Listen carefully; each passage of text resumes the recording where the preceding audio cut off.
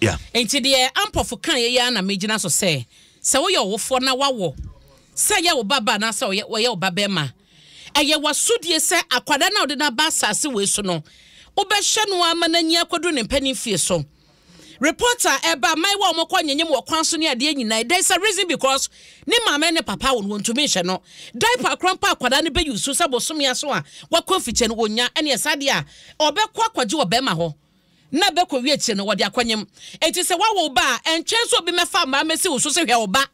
wo yesa wo yenim guasini you don't deserve to be a mother and you don't deserve to be a father enti se wo ba sha kwara no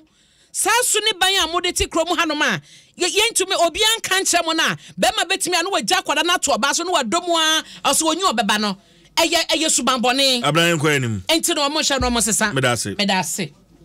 me de wo kwa da obakata daily graphic mu na we na no meyi ne baako saa na me de awie daily graphic a wo hye kratafa to so dumi ensa ebo amane ese ensuyira a etisi mu e wapoemantem no ye kasa nipa du na ayira ene mu nan ahye wo nkwa enti e wakratafa etoso edumi ensa na wo kenkan mu a wo behunu se emiamia pi no awo hono ma na ensuo no eba ne sa no eyiri ye pa na kwame apia kodua eye nadmo panyi a wono na woda eye apoemantema no ene wone daily graphic edi san komo yi na womo echese womo ayira no ne ade ne bebre na so hono ma womo dan no eye atachedan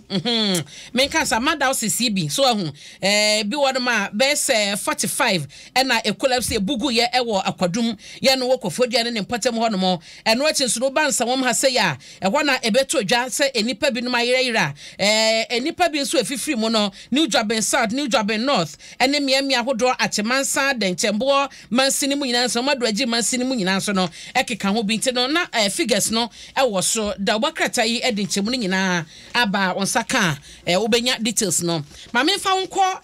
Ghanaian Times mu na yenhye ha so me de okwa kratafa so edumienu na asama da ha no ye Office of the Special Prosecutor ene din saba wode atodwa obekai se nra enkoma yedi ye babia na gina no eye Charles Bisiu ena Interministerial Committee on Illegal Mining Omampanya Kufuado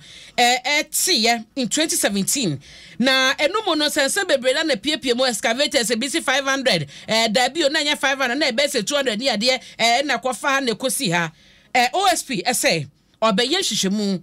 edi afa sansem we nyina mu eno achinso no wobesa so de ne hwehwebu ni bia kwakobɔ wremu ewo asoyeye yi a wo mo ehwe sase ne mu agudie so eno achi no asoyeye so a na se yebeka se bia ya wo mo ehwe ye kwaye so fresh commission no ewo so hwehwemu no ebi bɛbɔ wra hɔ no mo enti eba no illegal mining anase small scale mining ekoso a Office of the Special Prosecutor rewrite all these agencies no na why ye hwehwemu ho no mo ye betena han ma twen no sanse ehɔ no de be firi obabia ne hia ganafo yenso a esai bia ebi gisika fa chenso hu omo gisika no oyɛ sa hwehwemu na ebɛboa ye yie pa na agrada nso no ekopie mu court sɛ wo mo san fa no mra busumi ya ne de to so dumiensa no me pacho edin no ba no now they saying evangelist doctor your reverend be odeni no so your reverend onye evangelist anti reverend doctor Patricia Esid Kwati na odro kwati apa odro kwati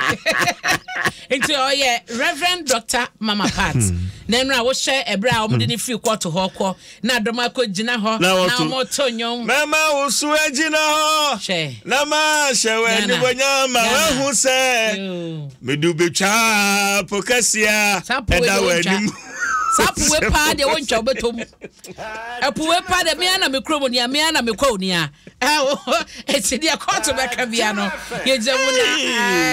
ha dwen ha dwen ya so Ghana for na bi so ye duebo pa